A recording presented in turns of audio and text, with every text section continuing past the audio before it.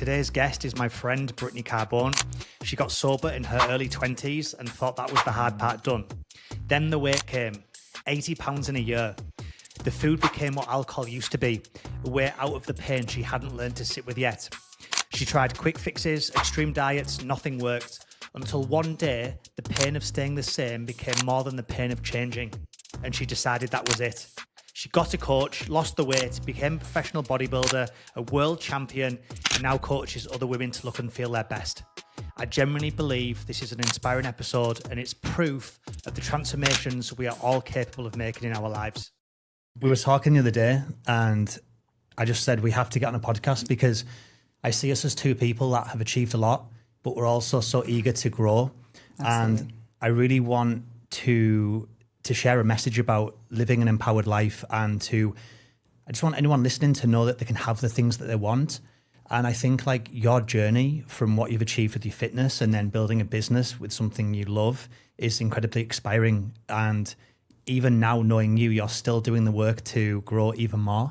And so I just wanted to go through this process and everything that you've been through and where we're going now. I love it. Yeah, thank you so much for having me. So if we started with you when you first, like, where was your backstory with your fitness? Because people see you now in shape, right? And we can show the picture on this as well. But like, where were you before, and then what was the change? And we'll go through that process. It's such a long story, so I'll give you the cliff notes. Yeah. Growing up, I was definitely an active kid and played soccer, ran track, all of the things, and never had like a weight issue. So I could eat whatever I want. It was no big deal. Then fast forward, into like high school, I started to struggle a little bit, but it was more in my mind where I was like starting to have that body dysmorphia kind of issues coming. And long story short, that all led to a lot of physical insecurity. And so I was really uncomfortable in my skin and very focused on physique. And as a result, I started to drink a lot because I was really uncomfortable. In high school? In high school. So I started drinking, but it wasn't like everyday drinking. It was just, anytime I was uncomfortable, which was often, at a party or whatever, and kind of the normal-ish high school thing. So I graduated, I went to college and all of the things, and still struggled with my weight there. I'll get to the point on this is like when I turned 22, I got sober. And when I got sober and I put the drinking down, it was like all the food issues that I had from kind of a young age came flying forward. So I put the alcohol down and the addiction showed up in another avenue. All right. And so I gained a ton of weight rapidly. It was a ton of emotional eating, and I was really struggling with quieting the noise in my mind and quieting the anxiety. And so it manifested as food. Again, fast forward, I'd gained 80 pounds. Wow. In what time frame? It was about a year. Wow. And I was traveling for work, and I was, in one state one day and 3 days later in another one. I was producing a bunch of events, and I was alone, and I felt alienated, and I was managing a team, and no one liked me, and I was, so uncomfortable in my skin, and just exhausted, overworked, all of those things, and it just manifested and just, binge eating essentially. Wow. So had you been active, running track and doing those things all the way up to college, and then over like literally you stopped, and then over a 1 year period you just gained 80 pounds? Let me clarify. So I didn't gain the weight in college. I played soccer until my end of my sophomore year of college. I transferred to UCLA. When I got there, the drinking picked up. I was still running, and I ran like a marathon, and I was trying to stay fit.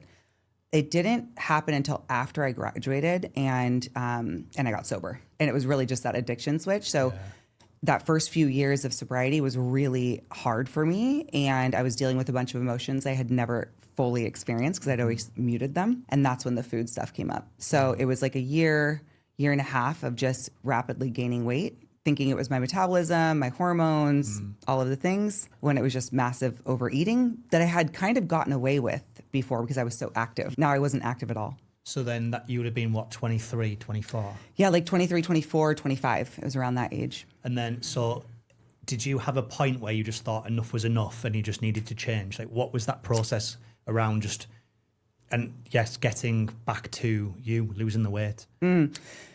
Oh man, well, preceding that moment, I was Googling late at night, fastest way to lose 50 pounds. How to, starve yourself without being starving, how to stop overeating, like all those things. And this was like pre-Instagram, like the real like heavy Instagram era. And then it was like I had done literally, I'm not exaggerating, I maybe did like 25, 30 different kinds of diets, constantly failing. And there was just a point where I got back from a long work trip and I looked in the mirror and thought, I do not recognize you.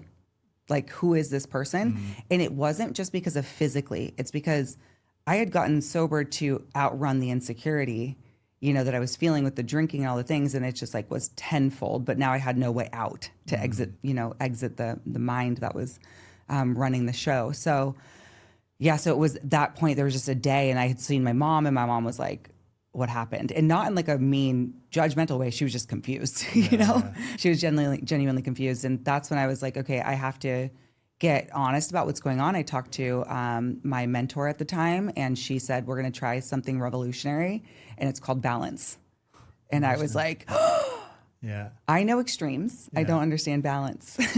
So that was what you were doing. So when you said you were doing the diets and they weren't working, it's because you were doing extremes. Oh, massive extremes. Cabbage soup diet, only eat egg whites diet, massive calorie restrictions. I didn't know anybody better and I had no education. So I didn't understand how the body worked. This is literally like my whole thesis with my clients. It's doing things in a sustainable way because we need to set ourselves up for success from day one. Because if we can be consistent with a calorie deficit, and it's just a normal calorie deficit, we will lose fat. And then we can do that for a month, 2 months, 3 months, 6 months, 12 months to go from your biggest to the best shape of your life. Absolutely.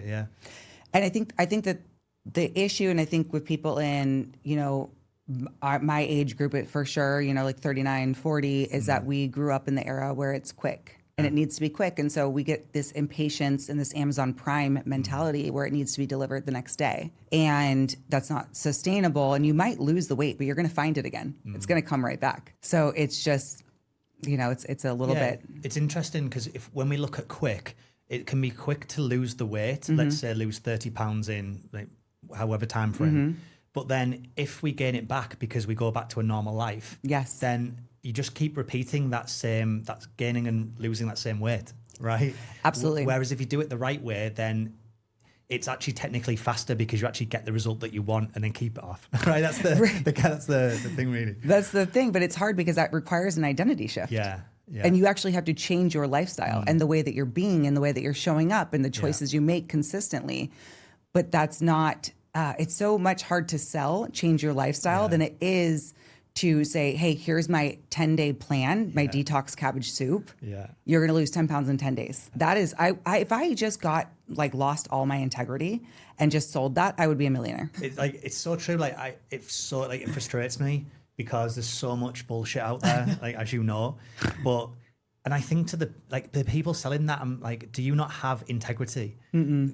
Because I like you, I just can't sell something that's a lie. I just can't say do this 10-day detox or quick fix because I just know it's not truly helping that person. Right. Because it'll just rebound.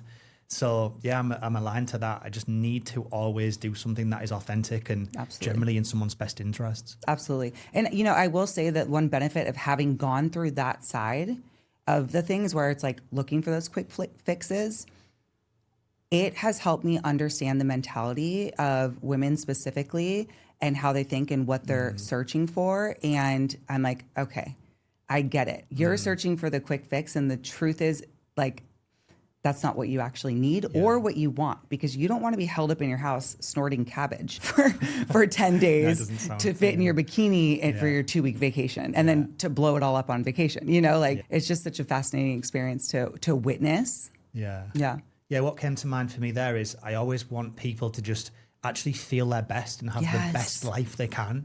So your teaching with your clients and mine with my fitness clients, it's doing that. It's literally empowering someone to have the tools and the knowledge to do things the right way. So they actually feel incredible getting the result, and then they can sustain that so they live a great life. Something you mentioned was that identity shift. I'm huge on this. I know you are. So when you were back at that point, what was the things you had to do that felt really uncomfortable where you had to push through your comfort zone at that point where you were 80 pounds overweight and started? Yeah, I had to get honest because I had been lying to myself and I'd been lying to the people that I was complaining about my weight to for so long. So what were you lying about? What was the things you were saying? And I don't know why it's happening. I have no idea, even though I'm like eating, binge eating cake at night. I don't understand why this is happening. I think something's wrong with my hormones. I'm going to the doctors, like, please check my blood work again. Something's wrong. And it's like, no, actually, interesting. nothing's wrong. So you were looking at external things, and were you lying to yourself then Yes. to try and like... Complete denial. Wow. Complete denial. Yeah. And, I was like, I don't understand. Because again, I had really gotten away with eating tons of food as a kid. Because you were so active. I was so active and I had gotten away with it. And maybe it wasn't to the extent, but it was, it was just like, I had so much denial. And I think when you lie to yourself for long enough, you start to believe it. When you lie to yourself long enough, you make it the truth in your story. So what was that point where you decided to stop lying to yourself? Like what came about for that to happen? Or how did you catch yourself in that moment and then do the thing that was uncomfortable and hard and just be truthful? Yeah, it was when I realized, like, I did not get sober to be in a prison in my mind. Like, I did not go down this journey to get free from the need to numb out, to just then numb out in another way. And so that's when I reached out to my mentor, and her first direction was to start sending my food log to her every day, regardless of what it was. So in the beginning, it was like egg whites and toast for breakfast, a protein shake and strawberries for a snack, 4 packs of Skittles, chicken breast and broccoli for dinner. Yeah. And then slowly it started to change. And then I learned about macros, and that just blew my mind. I was like, food does not have moral value. Like, I can have a bite of X, Y, and Z, and it's like not, what macros did is help me get rid of that black and white thinking. I'm on a diet or I'm off a diet. Powerful, yeah. Which was so much of the crash dieting I was doing was I was either on it and I was perfect, or I was off of it and broken, So it really helped me to shift that mindset. Now it's like I naturally lean towards whole real foods anyways. But at that point, it was so helpful because I could work in a pack of Skittles, until it started switching and I started seeing the benefits of different food choices. That is so powerful. It's so true. It's like, I say that to my clients all the time. It's not about unhealthy foods you have to avoid. It's about the quantity of what we eat. So if, like you said there, your quantity of food was in the right amount for you to lose body fat, but you still had things like Skittles that you enjoyed that were a treat because it was within your calories. That makes sense, right?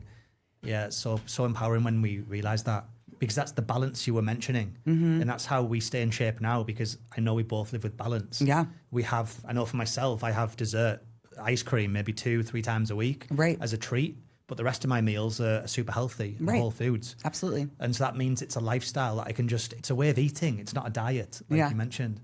And once you build enough muscle, it's like so much easier too, I think, because my metabolic rate has raised so much since adding muscle tissue to my body. So it's like, it gets easier. Yeah. That's my experience. So you mentioned then that it was the thing that was difficult, because I know my transformation in my own life now, and I'm thinking about all the things that I have to do that are not comfortable, but are required for me to grow.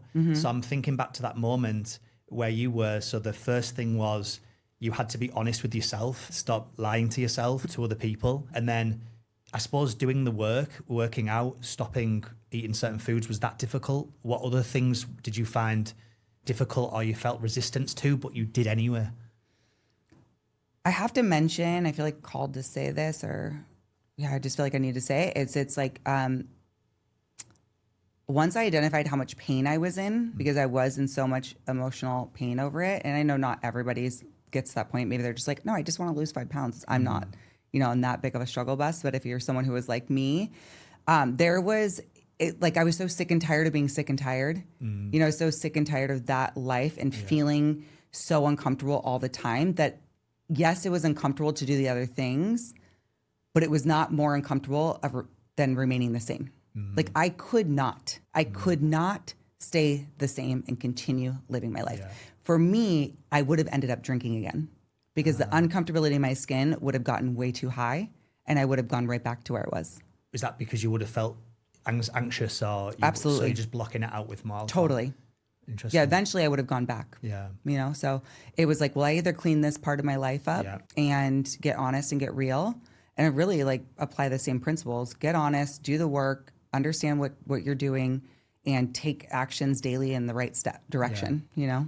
Something that you just said there that was super powerful, and it was the life you were living was worse and more painful than the actions you had to take. Yeah, absolutely. And I think when you want to make a transformation, like, yes, of course, some people just want to lose £5, £10, but literally when you want to transform your body or your life or your finances, you have to get to a point, and I've experienced this as well, where how you are right now is more painful. Absolutely. Because then it's non-negotiable to change and to do the work. And it's just like, of course I'm going to do that because I need to get out of this situation. Yeah.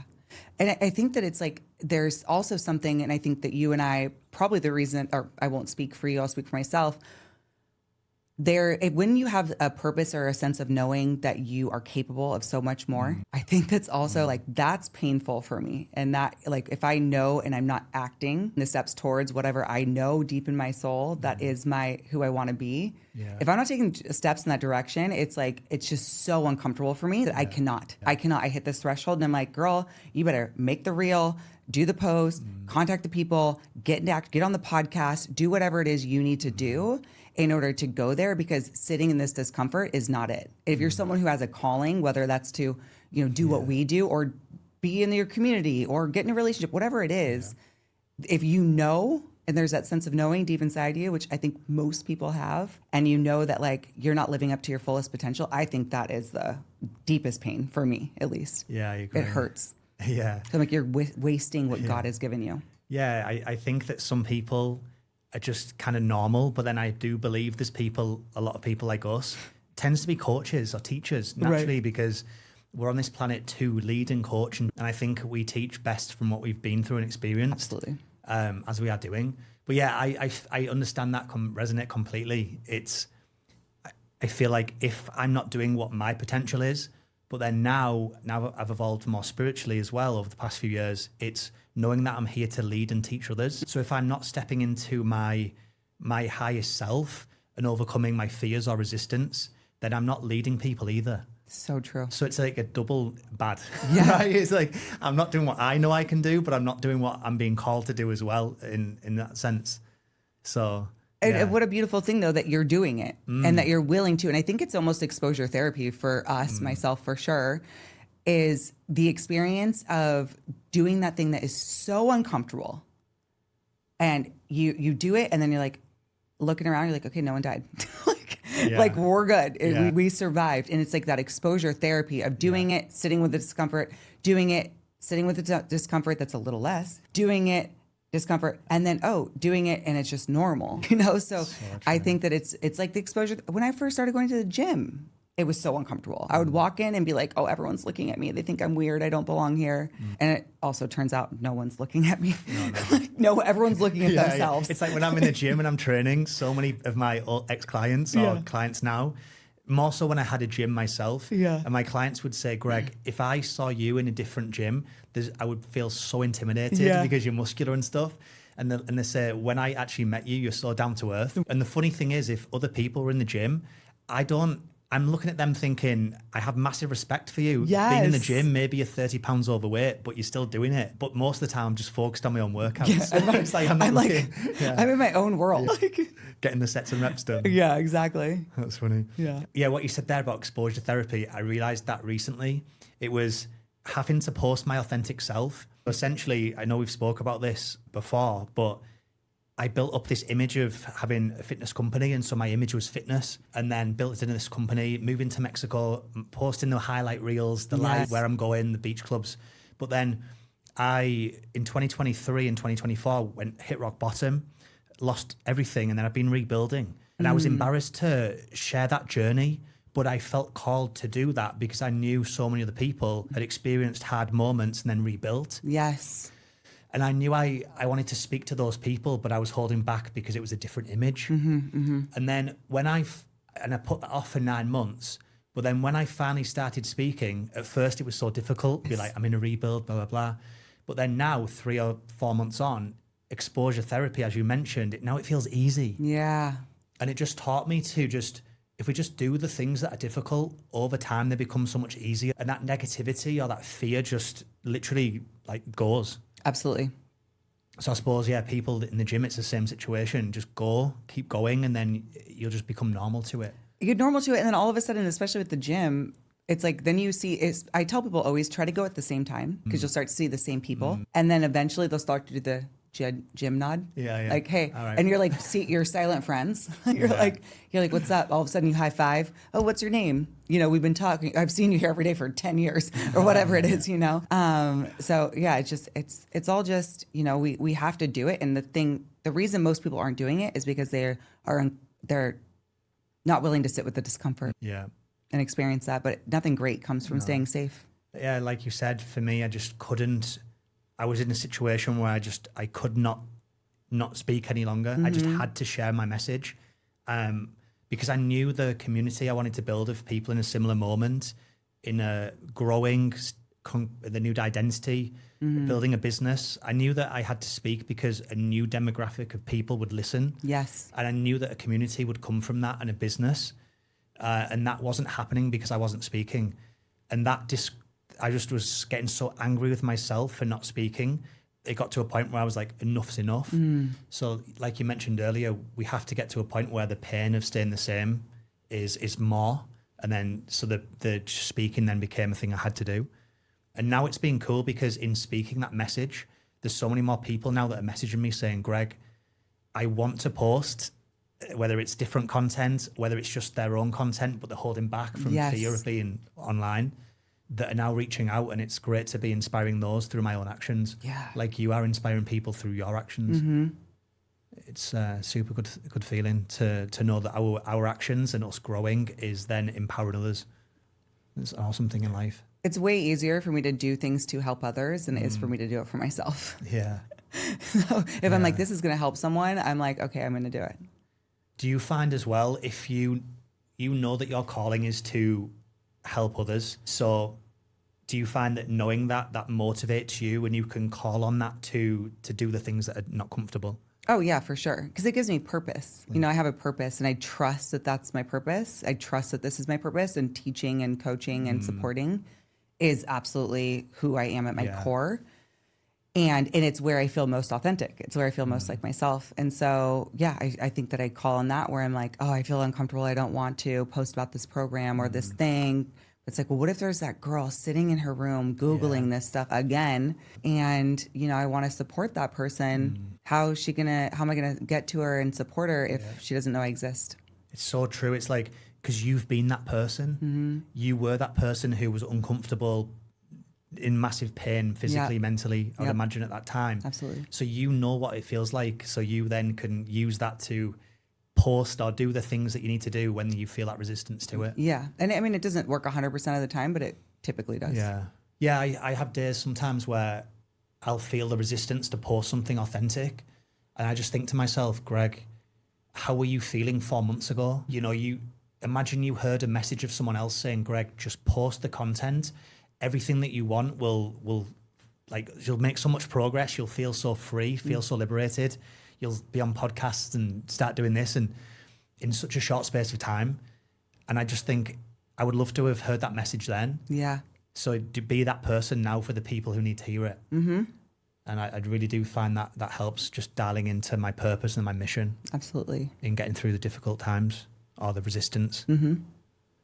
What are the things that you're pushing through your comfort zone at the moment? Oh my gosh. I mean, in my personal life, I am going to start competition prep for the world stage in Australia. Well, are you going to go to Australia? Yeah, in October. First time? First time on like a legit world's stage. Wow.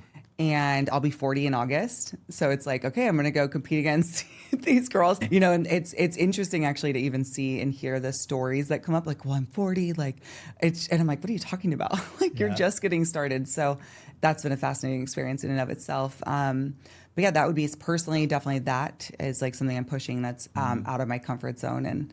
And what is it about that you're feeling discomfort around? I think it's traveling so far and then being against the best of the best. Got ya. You know? So what stories are coming up in your mind that you have to reframe and push through? Yeah, it's interesting. It's like there's these moments, and it's funny because I think being a coach, you notice your thoughts very quickly, and then you like instantly try to switch it, you know? Yeah. But I think the story is like, who do you think you are?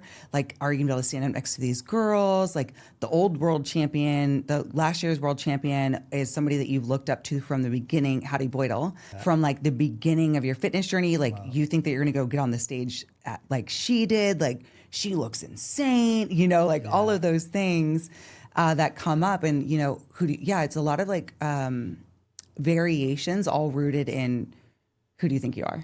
Got ya. I just think it's so powerful for like your clients and your audience to know that in the shape that you're in, you are still human. You still have these self-doubts, these fears, but you're willing to go and reframe those thoughts and still do the work. Yes. And truly, that's what I want people listening to this to know. It's like we're all human, but we can have the things in the life that we want, but we have to be willing to do what's uncomfortable at times. Yeah, and I like to name her. My clients know this. So I call my doubting voice Sally Joe. Sorry to any Sallys out there. Why Sally Joe? I don't know. I just made her up. And I've been talking about Sally Joe for 10 years. And Sally Joe whispers in my ear, "You're not good enough. Who do you think you are? What are you doing? Go sit down. Nobody cares." She says a lot of things. And so I like to literally flick her off my shoulder and be like and I say, "Thanks for sharing. Yeah. That's so interesting that my head would say that." And for me, kind of a green flag is when my head starts to combat me and say, "Who do you think you are?" It's a green flag for me to run towards it because it means that I'm reaching a point where my subconscious is afraid I'm going to change. It's so afraid I'm going to be different, and it wants to keep me safe, and it wants to keep me the same. So I'm like, oh, there it is. Look, the resistance. Okay. Oh, look, it's fear popping up. Okay, your subconscious must be really afraid that you're about to transform and go to a new level. That's so good that you've got that self-awareness. And I feel like lots of us as coaches have that self-awareness. Absolutely. But yeah, when that self-doubt comes and it's literally just our minds trying to hold us in the familiar, in the comfort, stopping us go to that next level or that next identity. Yeah. I felt that so much in my life, and especially over the past few months in speaking authentically. And it's like, no, Greg, move. This is the time to move. This is when you grow. Yes. Do it. I think a thing that helps me is just knowing that that's just a story. And I just journal it out sometimes and just get clarity on the fact that this has come from a childhood story, like whether it's from my parents or something I've seen, but it all comes from when I'm young. And then I just ask myself, do I want to believe that as an adult? Now I have the choice, and I know that it's not real. It's just a story. So don't choose that. And then I also think as a coach, we want to lead by example.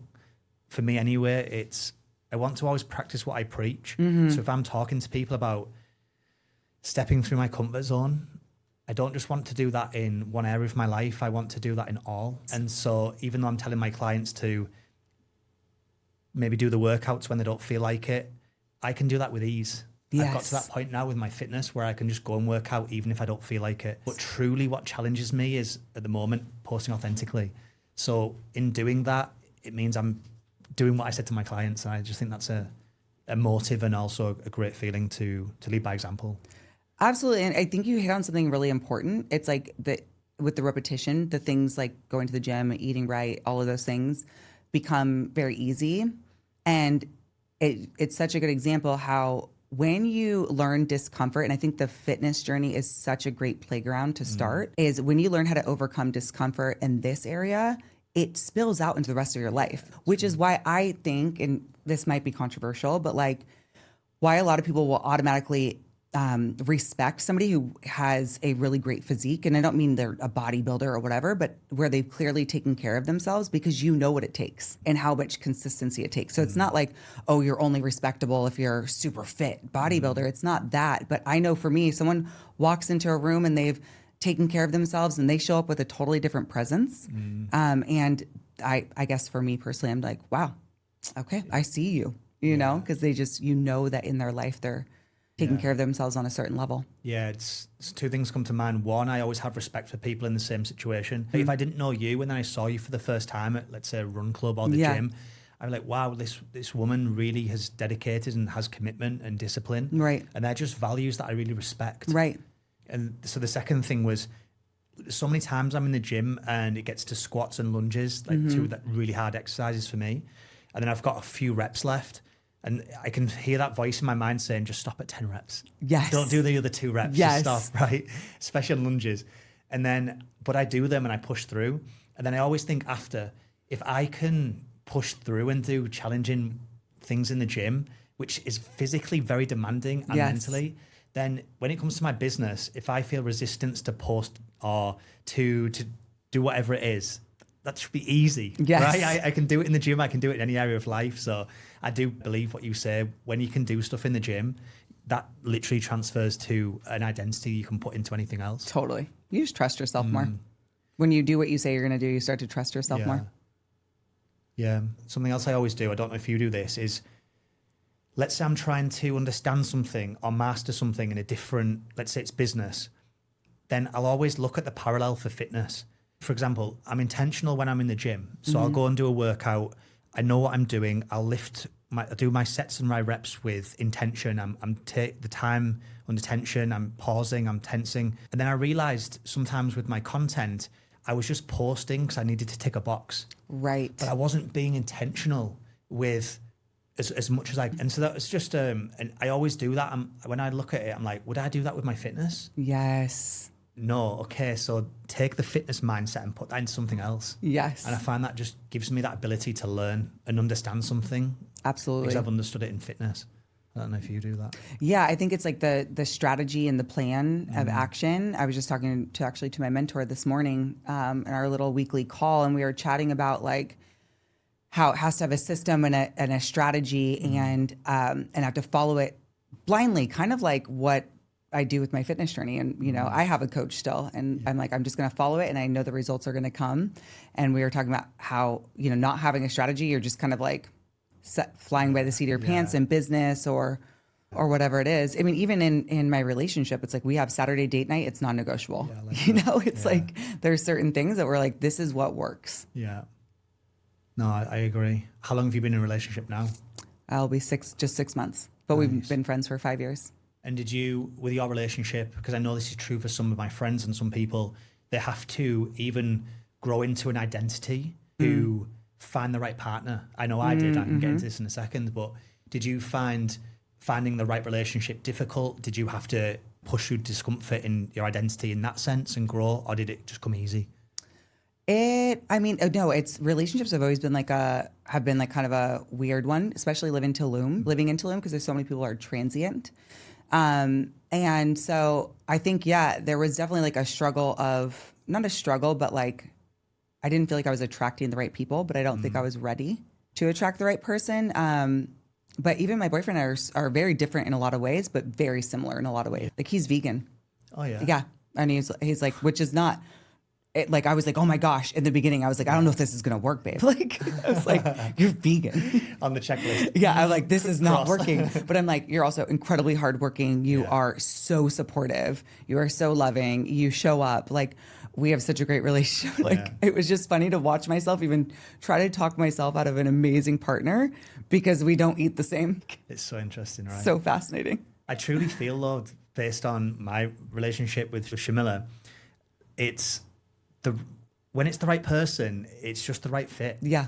And there might be things that are not perfect or something that like mine was, I need a woman, when I was single, I was thinking, I need a woman who's between the age of 27 and 32. And I met Shamila and we're both like 35. Yeah.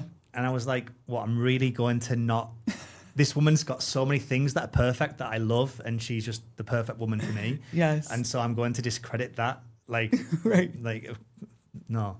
So yeah, I truly think like when we have the right partner, it's perfect. And I think for me, having the right partner, like you said, sometimes we do have differences, but that can be good. I know for me, I'm incredibly focused. So Shamila has more flow and that balances me out. Yes. So I'm probably would imagine with your relationship, you balance each other out in different ways and for support sure. each other to be stronger. Oh yeah, and I'm like definitely the crazy one. Yeah. And I'm like, because I'm like, when I'm into something, I'm like, don't mess with me. I'll be up, for days, just working, and it's really funny to watch how he balances me out and allows me to fully just be myself, which is the first time I've really experienced that, where someone's just like, you do you, and that's it. Like, because I love you as you, I'm not trying to change you. When I look at you, or when someone looks at you online, you live in a great place, you do something you love, you're in great shape, you've got a relationship. And I think sometimes people can judge and think, well, they might have it, but it's not possible for me. But truly, like, the things that we have when we've created a great life and we're continuing to improve, like, nothing comes easy. No. Like we have to do the work in so many areas. Like you talked about with your fitness, with our body, with the relationship. I know for me, my last relationship was a huge lesson. It was very difficult. I loved my ex-girlfriend, but it was a difficult breakup. Yeah. But I learned so many things from that then helped me find Shamila. Right. And put me on this path. And I probably wouldn't have been specific with what I wanted if I hadn't been through that. Absolutely. So like people could look at my life now and think, wow, he's got this and this and this. Well, people never see what the growth or the challenges or the situations we had to grow through to be at this point now. No, and to be honest, my experience with that is that it is way easier to just decide someone is lucky than it is to understand that they did a lot of work to get there. And I was that person, because when I was sitting there 80 pounds heavier, so uncomfortable in my skin, and scrolling online and saying, that girl's just lucky. She's just like that. Her genetics, that got me off the hook from doing the work. I leaned really hard into the story of everybody else is just lucky and blessed. And I discredited people, which is so uncomfortable now. Looking back, I'm like, oh, I just discredited all the work that this person did by just deciding they're lucky. And the luck has been years of work, and now I'm lucky with years of work and such uncomfortability and pushing through and crying and being on the floor like, what the hell am I doing? And then getting back up, dusting yourself off, going back for it again, trusting the universe, like trusting God. Doing every single thing, the mindset work, therapy, like all of the things that you have to do to get to wherever it is. Yeah. But it's just so much easier to be on the other side of a screen and go, that person's lucky. Yeah, so true. What were some of the moments that in your fitness journey where you had to, like you said, pick yourself up and dust yourself back off? Is there any that come to mind where it was just a difficult moment and you were like, I've just got to get back up and go again? Yeah, my first competition was 2016. Okay. I got last out of 31. Oh, wow. Yeah, I walked on stage, I got last out of 31. And it really triggered some old eating issues for me after that show. My metabolism was firing. I went like hyperglycemic. My body was just like, feed me. I also didn't understand leptin and ghrelin. Like my hunger hormones were jacked from extreme dieting. And it was like a 4-month period of just like falling downward spiral. Wow. And having to pick myself back up. It didn't go as low as I had in the past, but had to pick myself back up and really be like, okay, we got to hit the ground running again. And credit for you for picking yourself up and going again. Did you have a coach at that time, or were you on your own? I did, but they were newer coaches, and it was, I went with the cheapest option. Not that that's wrong. It was where I was at, and I don't think they understood what to do with someone like me, Yeah.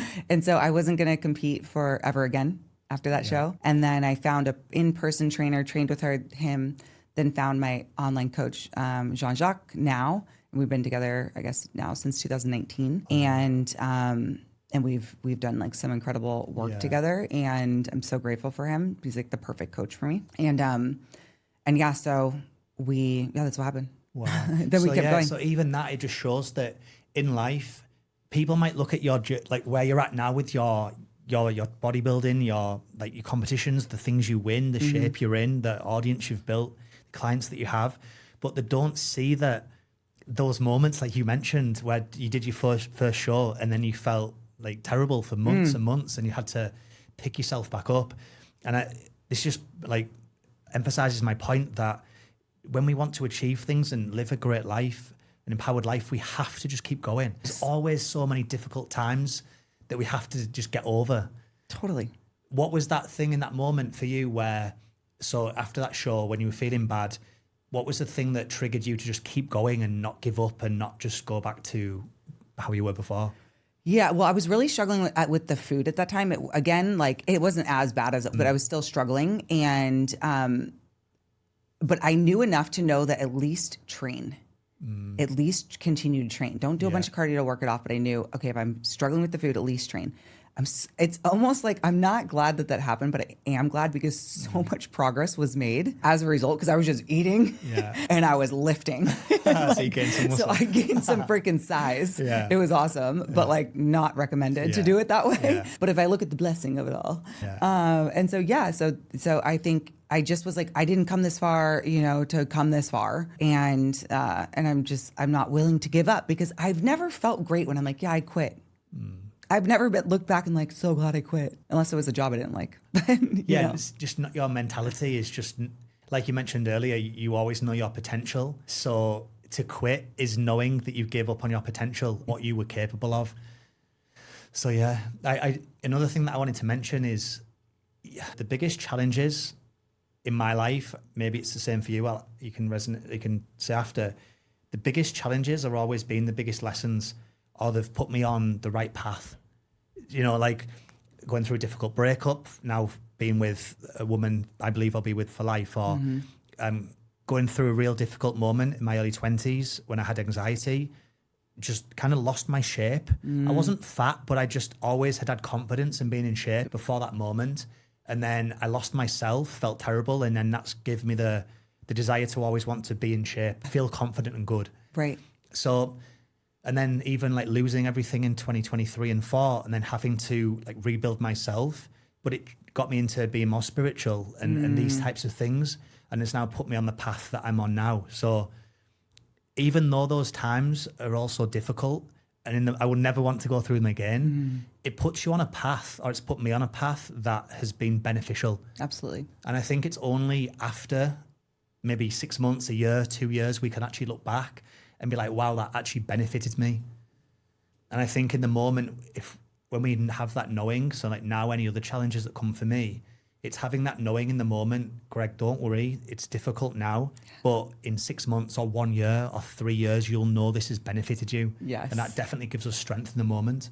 Absolutely. My experience is exactly the same. If I look back at the thread of my life and the monumental, I don't do this anymore, but I used to identify as I blow shit up kind of person. Like I would just drop a nuclear bomb on my life and then pick up the pieces. I think I kind of thrived in that victim mentality of like, oh my God, everything's falling apart. And so, all those monumental blowing shit up moments that happened and things that appeared to be just, I thought were going to break me, redirected me and added some, battle armor for the future and lessons that I could have never learned had I not experienced it real time. What I'm interested to know, if you feel comfortable sharing this, what are some of the challenges that you've had that you haven't mentioned that gave you some of your biggest insights and lessons and ways that have helped you grow or put you on a different direction? Yeah, I would say, well, the biggest one was when I left my career and to start coaching. And what year was that?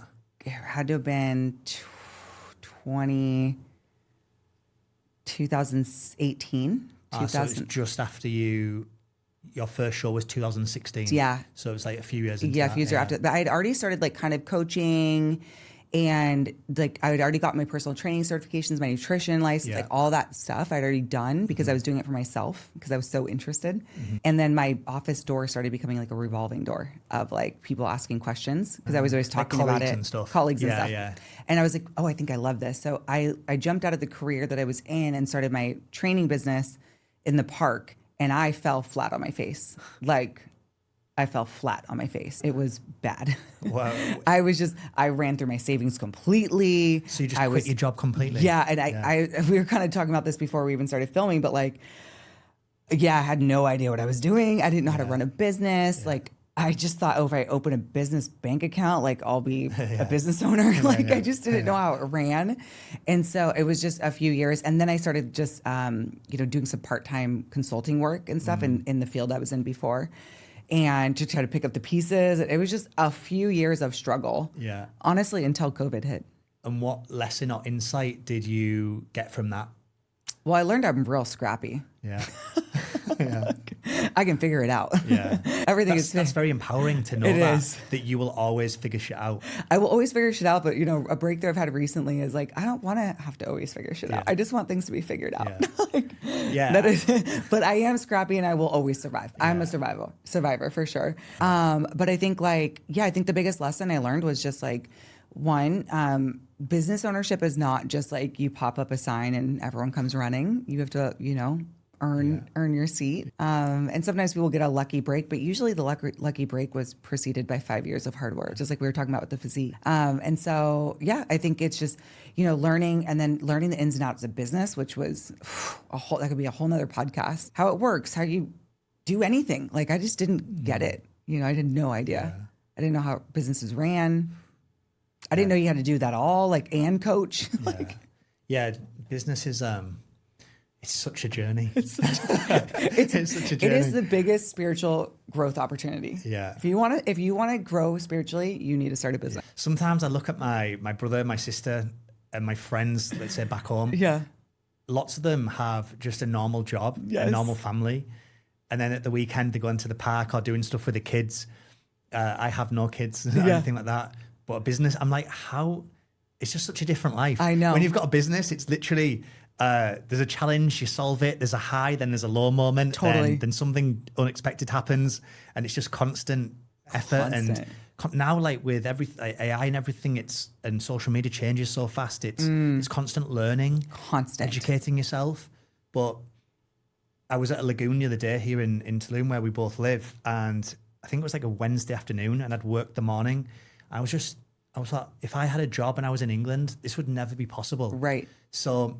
Yeah, but you're also probably working till midnight some nights. Yeah, like last night I worked till like 10. Yeah. But sometimes I'm so excited with what I'm doing. Yes. I'm fired up, right? Well, so there's so many wins and so much highs and lows and Totally. And I wasn't saying that that wasn't a good thing. It is. And I think why I was hinting at that or kind of interjected there was because so many people will be like, "Oh, you're an online coach. You just drink Mai Tais by the pool." And I'm like, "You have no idea how much we actually work." Yeah. It is crazy. So I think it's funny, and maybe not so much now, but a few years ago when people were posting become an online coach and they're at the pool. Yeah. And I'm like, yeah, sometimes you're answering client messages at a pool, but usually you're client programming, client calls, email marketing, all the things. There's so much that goes into it. So but you can on a Wednesday because I worked Sunday till 1 a.m. Or whatever. Yeah. It's so interesting. Obviously most people listening to this probably have businesses and coaches, but the perception that people have from us can be so different. So different. People probably thinking we have an easy life when if you have a business of any kind, it's definitely not an easy life. No. Especially in the startup years that we're both in. I definitely like to have a business. And it's so interesting, in 2023 and 2024, I just went through lots of challenges personally and professionally, under immense pressure. And I remember at certain times I thought, should I just get a job? And at part of that time I did because it relieved financial pressure. Mm-hmm. But then even sometimes when I have challenging months or whatever, I think, God, it should be so easy to get a job. But then I just feel this thing inside of me that's saying, you cannot do that. Right. And I know it's spiritual, but I know we're both spiritual people. I feel like I know that I'm on this planet to help and inspire and help other people go through transformation. Mm-hmm. And if I'm in a job and I'm just doing a 9 to 5 and it's just getting paid to pay the bills, I'm not doing my soul's purpose. No. And it's like the universe is saying, you can't do that. And it's just not allowing me to make that decision and just do that and leave the business. I've totally had the same thoughts, and I've totally done the Google search, the LinkedIn searches and talked to my mentor. I'm like, do you think? And the problem is that we've already ruined that opportunity for ourselves because we already know what it feels like to live in alignment. Yeah. And it's kind of like the same thing with your fitness journey. If you experience what it feels like to feel really good, you're screwed. You can't go back because you already know what it feels like to feel good. So it's the same thing with business. When we know we're living in our, I keep speaking for you, but I feel like you probably relate, is when we know we're living in our purpose and we're in that, we are lit up, we are inspired. Yeah. It feels like God or universe is speaking through us, and we're so in our soul's mission and purpose, then how could I go back? How could I go back? I can't. It's so true. I feel that at the moment. I feel so aligned. Do you know what's interesting? I felt out of alignment because I wasn't speaking my full authentic truth in the sense of my current journey. I was posting fitness content, but in fitness, I feel like I've arrived. And I know from going through my human design and my astrology and my soul's purpose, I'm someone that this is my design, you know, and not everyone's the same, but I go through challenges and then I share the insights and the lessons as I've overcome that and going through it. Yes. So I wasn't doing that. So I felt out of alignment. And then now I started speaking. And then I had people saying, Greg, I'm in that exact situation. Thank you. Your words have inspired me. Wow, this last 3 months, I felt so aligned. And that is one of the best feelings I think you can ever experience. Absolutely. Truly. And when we're in alignment, all the things all start coming. It shows up. Like you can't, if you're not living in alignment. If I started posting about juice cleanses and saying, everyone join my juice cleanse, I might make a quick buck, but I'm going to feel terrible, you know? Not saying that juice cleanses are bad under the right circumstances, you know, medically or whatever, but like if I start saying that that's the only way you can lose weight and, you know, you shouldn't lift weights and you should start only doing 10 jumping jacks a day and it was total BS just to sell a program, I would not feel good about myself. Yeah, you're just being inauthentic. Totally. And you're an authentic person with integrity. There's no way I could. It's interesting now as well. I've got a coach for marketing, for business, and she was saying now the planet is shifting. So authenticity is becoming so big in people looking for that on social media. And I can sense it. I'm sure you can when you see someone that's not being authentic. I just smell it a mile off. Yep. And so many more people now are getting wise to that. I feel like years ago people would buy rent the Lamborghini or the Ferrari and post this life. It really wasn't their life. Now people understand that that's a bullshit. Yeah, they know they can spot these people a mile off. And people who are just actually real and actually care and give a shit are the ones that will do well. Yeah. And this is why I feel like for people like us, it's our time to shine. It's our time to speak and be bold and take massive action because we're authentic. We are like light workers. We're here for the good. We're here we're on lined with our soul's purpose. We want to better the planet and help people. So like it's literally our time to be authentic and share our message. Yeah. Everything we've talked about literally comes back to just the fact that everything we have now, whether it's the business, the relationship, the being aligned, like we're talking about, that's come through having to change our identity as well. Yeah. Like you would not be aligned in doing what you're doing now if you never went through all those challenges and discomfort and just kept going and kept believing in yourself, got the mentors and picked yourself up and kept going. And I really just think like if people are listening and they're in that position now where they're just holding back or they don't think something's possible, it is, but you've just got to push through that comfort zone. Yeah. Is there anything right now that is causing you discomfort or you feel resistance maybe on a daily or weekly basis that you know you've got to get through when you are taking action to get through? I think, so it's not, yes and no. So, you know, obviously the world is changing with AI and I have deeply integrated into the world of AI very heavily the last 4 months. And it felt necessary. I've never been like a systems person or a back-end business person. I've always done my marketing and stuff like that, just like DM some people and then they sign up. Like it was just kind of like that. And it was also very overwhelming for me. So I, you know, saw this wave of AI coming and I was like, well, I should probably, you know, start to research. I am shocked and I'm actually floored by how much, it has helped me to organize things in such a way that has given me infinite more space to just coach. Because all of the things I was hand emailing and hand delivering, it's like now I can write my programs and deliver them and message my clients and everything in such a faster pace because I'm not worrying about the back end. And I'm actually just like really shocked. I'm surprised and shocked at how much I'm loving putting together systems and how much I'm loving helping other people put together systems. Like it's like a whole new fun world for me. And it also still feels like coaching. So I'm still coaching people to open their mind to what could be possible so that they can live in their purpose. Because my purpose isn't to trigger an automated email. My purpose is to have that there and done so that I can focus on what I'm supposed to be doing. When you said that about your purpose, what do you feel is your purpose, like your mission? Yeah. My purpose for sure is to help people feel the best that they can and to evolve and grow. And I'm seeing that. And I think, gosh, it's like, actually, this is just so uncomfortable to say out loud. I'm feeling myself get like, don't say it, on the fitness journey for sure. But that also another identity piece for me. Of course, fitness, it's always going to be my heart and soul. But there's another piece of coaching coaches on systems.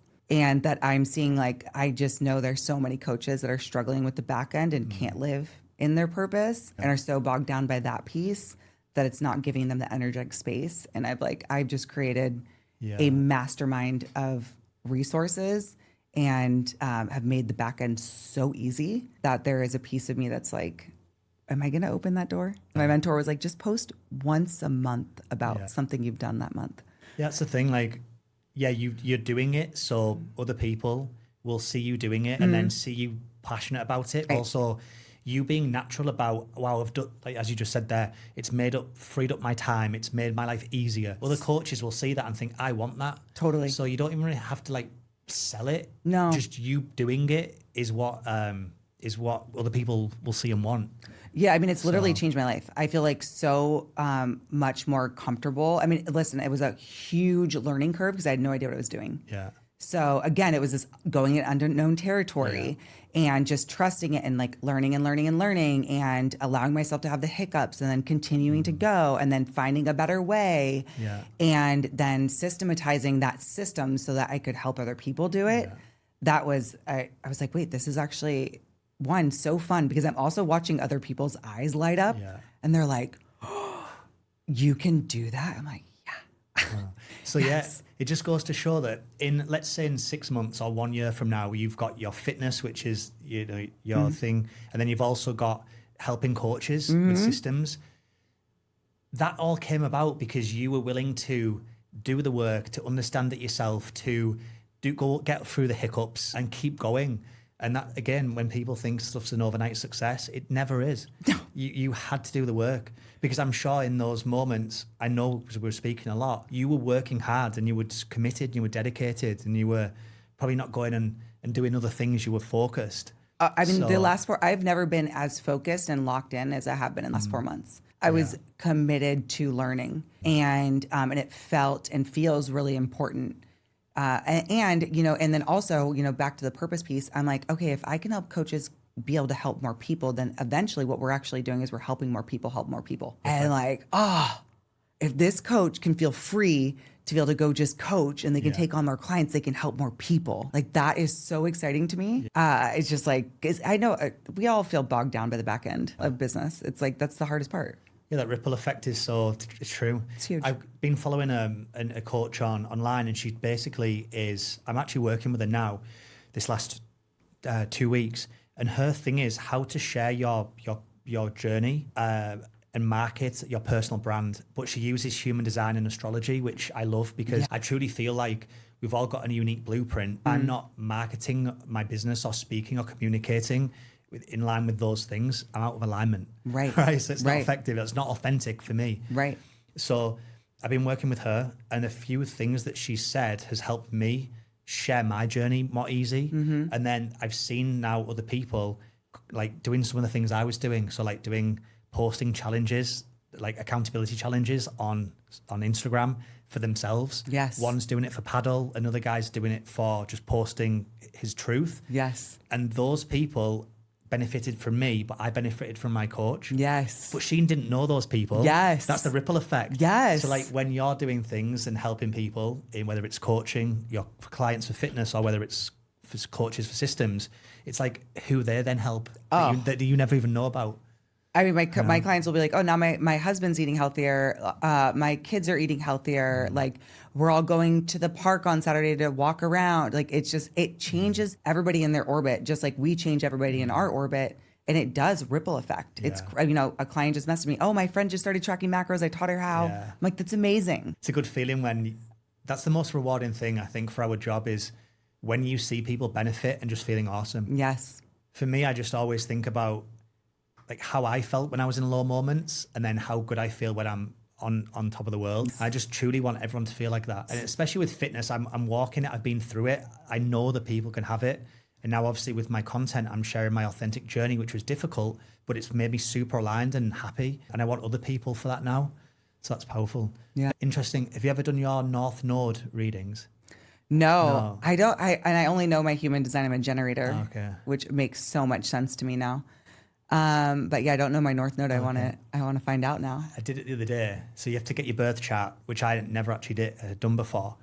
So you get your birth chart and it tells you all the houses. And then I put that into Claude and it basically told me it's the North Node is where your soul is moving towards, the growth for your soul. And then the South Node is where you were before. So for context, my South Node, my past kind of soul's purpose was to achieve things, but it was about me. Like I was leading by example, but it was about what I accomplished. Right. So my bodybuilding, my business, those things.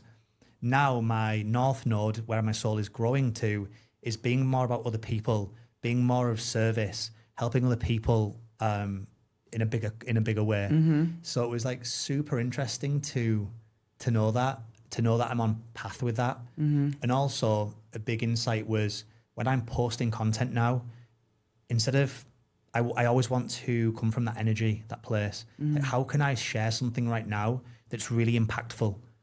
Because sometimes it was about my image. I wanted to make sure that, yes, I'd post something, but in the image, I look good. Yes. Or the video had a good backdrop. Yes. Right? Even though I'm trying to help people, it's still a bit about me. Yes. And now it's like, no, just what is going to impact people and just go with that, right? That's been like, so that's my area of growth. I love it. So definitely do your birth chart and then do your North Node readings. I'm going to do it right after this. And then the other one was called your Chiron.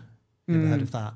Yeah, I've heard of it, but I don't know. Chiron is basically our biggest thing that's the most difficult for us in life, our biggest wound. And then that then becomes the thing we overcome and then speak about as a coach to help others. So mine was image. So, and self-worth. So my self-worth has always come from external things. So having a good lifestyle, having money in the bank, business, all these types of things. Now it's like understanding that my self-worth is me. Yes. Who I am. And I felt like, so 2023 and 2024, when I lost everything and I literally had nothing as a rock bottom, that's because all my self-worth had been external. Yes. And so now I've been rebuilding myself, but knowing that I'm worthy. And so then now sharing that message with other people. So that's just the wound. It's called the Chiron. That's the biggest wound that turns into your biggest area to share. Yeah. Which is also so healing when you share and you're like, this is just what happened. It's not who I am. You know, this is just, I'm just sharing, you know, my experience, and now you're on the other side of it. And it comes back to what you said earlier about when we share, or you said when we do things with repetition, things get easier. Yeah. Exposure therapy. Yeah. Last question. So my definition of living an empowered life is just having the life that we want. You know, the relationship with the connection, the business and the freedom and the money, the happiness, mentally at peace with ourselves, loving ourselves, impacting others, being aligned. What would your advice be to someone to live just an empowered life? Man, I could go so many different ways with this, but the first thing that's kind of coming to mind is if you want to live an empowered life, of course, I could say generically, like, start your fitness journey. You know, start taking care of yourself, and that will bleed out into the rest of your life, because you can't, you know, so you can't create from a place of survival. So if your body can't even, you know, operate properly, then because you're not feeding it, you're not walking it, you're not moving it, you're not sleeping, then you're not going to be able to create, you know, because you're in this, your body's under a constant stress and pressure. Yeah. But I would say, like, beyond that, so let's say you get that into check and you're at that baseline. I think it's about first and foremost being honest about what you actually want and giving yourself permission to go after it. Because so, you know, I know for me, I didn't give myself permission for a long time. It's like, you know, I didn't give it's like what I touched on earlier, like, who am I to go to the world stage? Maybe I'll do it next year instead. You know, it's like, well, no, this is the year. Do I give myself permission to go after something that feels really big? You know, am I allowed to do it? What's your technique to give yourself permission, or a reframe? Has anything come to mind, or have you just embodied that now? Yeah, you know what? It's the thing that helps me the most is what I think I would say to somebody else. So if you came to me and you said, Brittany, you know what? I haven't competed in years. I think this year I'm going to go to the world stage. I would go, oh my God, Greg, of course you can. Yeah. And I would believe it with my whole soul because I know for you, everything is possible. And if I'm willing to believe everything is possible for you, how could I not believe that everything is also possible for me? So I think about what I would say to somebody else because I genuinely, like, it makes me emotional, like genuinely deeply at my soul core level, see people's infinite possibilities. It's one of my superpowers is I can see their after in my head and not just physically, but energetically, what's going to happen, the shift that's going to happen. And I feel that so deeply for them. So I have to meditate and sit on what does it feel like? So I visualize, and I keep using this world's example because it's just top of mind right now. I visualize myself sitting on the plane. I visualize myself when I'm doing cardio now. When I'm walking on the treadmill, I'm visualizing myself walking on stage. I'm actually getting my body's vibrating as I'm talking about it right now. And yeah, I can see it. So I have to see it happening over and over and over again until, because my body, and Joe Dispenza talks about this, my mind doesn't know the difference between imagined and actual physical here, real. Yeah. So that's powerful. Yeah. So you embody the advice you would give to others. Absolutely. And you see the infinite potential in other people. So you know that that's true for you. Absolutely. Because I wholeheartedly see it for other people. So how is it possible that everybody else in the world has infinite possibility except me? How could I be so uniquely broken? It's so true. This is, just to add to that, it's what I've seen in my own life is the areas where I've got limiting beliefs. Let's say maybe in business, I look at some of my fitness clients and they're extremely successful. And then sometimes I'll think, oh, I might not be able to achieve that. But when I'm around them and I realize they're just normal people, right? And they've got their own challenges, their own the imperfections. And I just realize they're normal. I'm like, Greg, they're just normal people. You're normal, right? Like, we can do the things that we want. We just have to believe it. And that's all it is. It's just belief in self and just then embodying it. Yeah, I mean, excellence isn't something you're born with. It's something that you've created by consistent action. So if someone's winning, it's because they were consistent at something. And they're literally not different. And then the other thing I come back to is it's all just what the programs were. Like, I was programmed when I was younger. My mum and dad trained and exercised. So I saw that. So then me as an adult, that was just something I did. Yeah. But if someone grows up and their mum and dad are overweight and they didn't see the mum and dad exercise, probably they're not going to do the same. Totally. But that doesn't mean that it's impossible for them to get in shape. No. They just have to change that program. It's going to be much more of an identity and mindset shift. Yeah. But that's all it is. It's having the identity that it's possible and then doing the work and finding a coach or a support system and doing the right things to make it possible. Yeah. And especially with familial stuff, that can be like so deeply rooted and you have to work through that. Yeah. But the cool thing is like, you get to be the one that breaks the bloodline and shift the story for the family. Because there's certain things that I've had to go, it ends here. Yeah. It freaking ends here. I'm done. Like, this is it.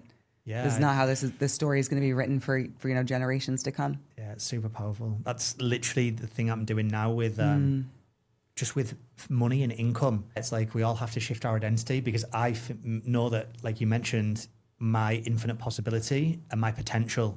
And so if there's limitations to that, it's not true. It's a story. And I'm doing the work to have my income way more than my parents ever was. So yeah, and we'll normalize anything. My first 5K month, I was like, oh my God, and then I remember I made more and I was like, oh my gosh. And then, a certain number became normal and I was like, and then I crashed and burned. And I've had really incredible months and months where I'm like, what am I doing? So the work now is for me to normalize that.